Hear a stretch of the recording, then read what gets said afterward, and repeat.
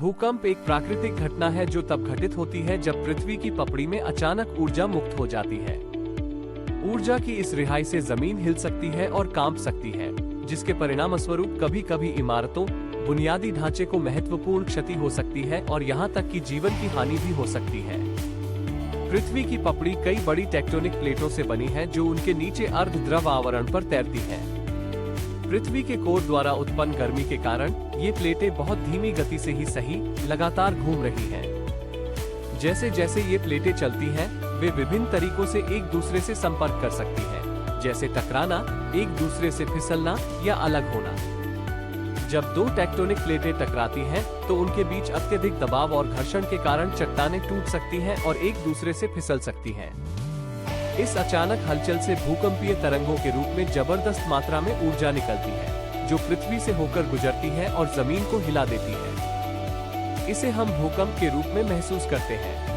इसी तरह जब दो टेक्टोनिक प्लेटें एक दूसरे से फिसलती हैं, तो उनके बीच घर्षण समय के साथ बढ़ सकता है जब तक कि यह ऊर्जा के अचानक विस्फोट में जारी न हो जाए। इसे स्ट्राइक स्लिप भूकंप के रूप में जाना जाता है और यह कैलिफोर्निया में सैन एंड्रियास फॉल्ट जैसे फॉल्ट लाइन पर आने वाले कई भूकंपों के लिए जिम्मेदार है। कुछ मामलों में टेक्टोनिक प्लेटें एक दूसरे से अलग भी हो सकती हैं, जिससे पृथ्वी की पपड़ी में दरार या गैप बन सकता है। जैसे जैसे प्लेटें एक दूसरे से दूर होती जाती हैं, मेंटल से मैग्मा ऊपर उठकर रिक्त स्थान को भर सकता है, जिससे नई परत बन जाती है।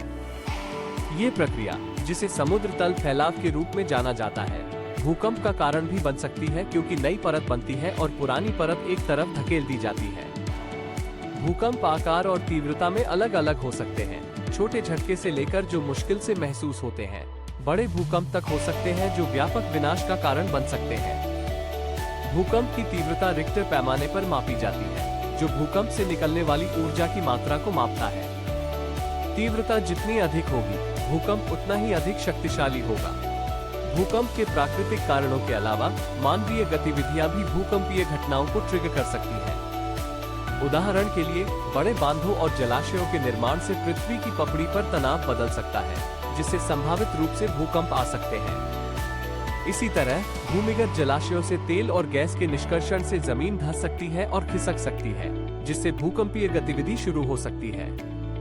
कुल मिलाकर भूकंप पृथ्वी के गतिशील भूविज्ञान का एक प्राकृतिक और अपरिहार्य हिस्सा है। हालांकि हम उन्हें घटित होने से नहीं रोक सकते हैं। हम भूकंप रोधी संरचनाओं का निर्माण करके, फॉल्ट लाइनों की निगरानी करके और आने वाले अपरिहार्य झटकों की तैयारी करके उनके प्रभाव को कम करने के लिए कदम उठा सकते हैं। भूकंप के कारणों और उनके संभावित परिणामों को समझकर हम इन प्राकृतिक घटनाओं की विनाशकारी शक्ति से खुद को और अपने समुदायों को बेहतर ढंग से बचा सकते हैं।